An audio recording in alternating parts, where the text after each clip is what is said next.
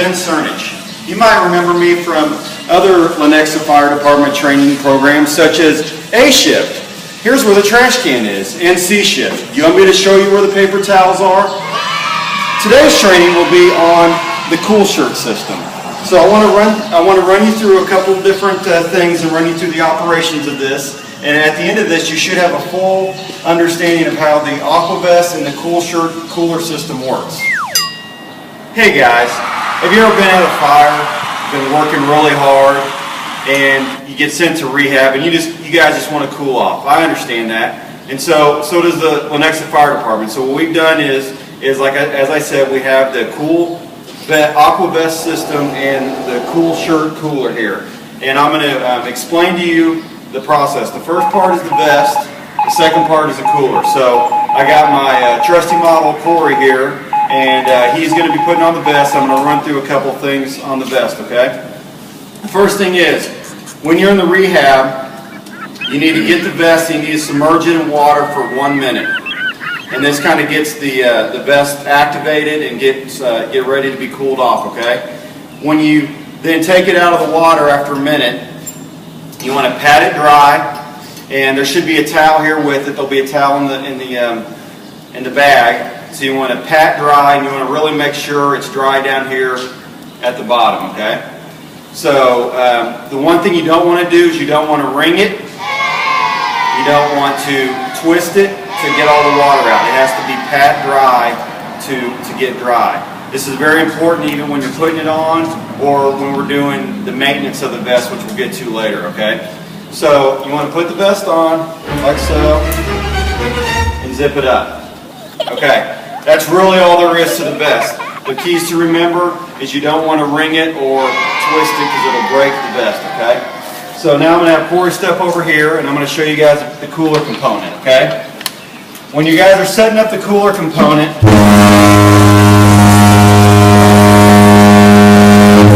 11:35 and 11:37, so they can kind of get the ball rolling if we're setting this up. But one thing you all need to know is a couple steps here. What you want to do is you want to put 3 gallons of water in here, and then you want to fill the rest up with ice. Whether you get that ice from one of the fire trucks or get it from Medact, it doesn't matter, but you need to somehow get ice up here because you need the ice to obviously activate the cooling system, okay? So that's something you need to remember. The other thing you need to remember is there's an additive that's going to be always in the cooler, and you just want to put 2 ounces in. So 2 to 4 ounces. So you just want to just pour it in here. Probably be 2 capfuls will give you the 4 ounces, 2 to 4 ounces that you need. Okay, so that's that component of it, pretty easy. Now we got a cooler full of ice. That's just like a normal hanging out C-shift party. We got the cooler, but we're at a fire. We're wearing our AquaVest. It's time to hook it up and get cool, right? So we got the supply line here, and what we do is we plug it in here. Wait till you hear the click, and it's there. Now, obviously, if you look at these ports, it's very easy to see that there's 6 ports. So what does that mean, boys and girls? That means you can hook up 6 supply lines and you can use 6 vests per cooler. So one cooler can support 6 supply lines and can support 6 vests, okay? So now that we have the supply line connected to the cooler, what we do now is plug it into a power source. Now, if we're on a scene, you might have to get a little inventive with how you get the power, get it from one of the fire trucks, a generator. If Medact has anything, you can even maybe use something on scene that has electricity. For our purposes, we have it right here, and it's pretty easy, right? Okay, so now we have the power hooked up. So now we want to hook it up to the vest here. So Corey's our trusted models here, and we hook it up to the vest. Now there's this thing right here. It's called an on-off switch. So you hit it to turn it on, and you don't want to use it. You hit it to turn it off. Now earlier I talked to you about pouring ice and water into this, and so I'm going to actually step back and we're going to turn this on. water. Obviously that's not 3 gallons of water, and I didn't obviously fill it all the way up with ice, but anyway, just for the purposes of showing you guys that ice and water come in here, that's what we're doing. So that's really all it is. We turn it on, you hear it working. Okay, so a couple things that you guys want to know about this is that once, as we said, we dip this in water for a minute. We turn it on, it's about 2 to 3 minutes to get fully charged, okay?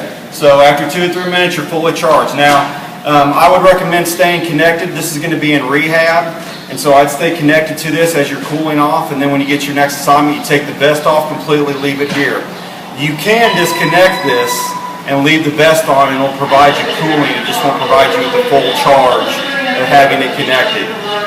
And also, we need to always make sure that these vests always end up back here, and you never leave these on underneath bunker coats when you go back in, okay? So these are only to be used when you're assigned to rehab. When you are out of rehab, the vests and everything return back to here, okay? So last thing is, let's talk about maintenance. Pretty simple. Corey, I'm going to go ahead and take it off. I'm going to disconnect you here, okay?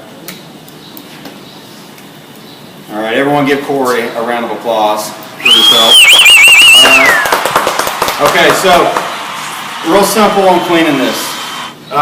There's 2 sets of directions out there, but you need to know this does not go in a washing machine or a dryer. These need to be hand washed with mild soap, not harsh soap or mean soap, but mild soap, okay? And then we want to rinse it in water. And then we just pat it dry with a towel and then let it air dry. Once it's completely dry, then we can put it back in our bag over here, okay? Everything will be stored, all the vests will be stored in the bag, and here we'll have the camera pan to here, and we'll show all the vests and all the cords. So, supply hose. So we got 6 supply hose, 6 vests, and then they're all in this bag right here, okay? There are different sizes to the vest. There's 3 extra large vests, and then there's 3 extra double XL or triple XL. Some sides are black or blue. It's just, you got to look at the zipper to see which way it goes on correctly, okay? All right, so I want to thank you for taking the time out for this Lenexa Fire Department training video, and I want you to look forward to our next training video project. Captain Tinsley, here's how you walk down the hall without spilling coffee everywhere. Thank you and have a good day. Bye-bye. Cool Shirt 2012. It keeps you ice cold.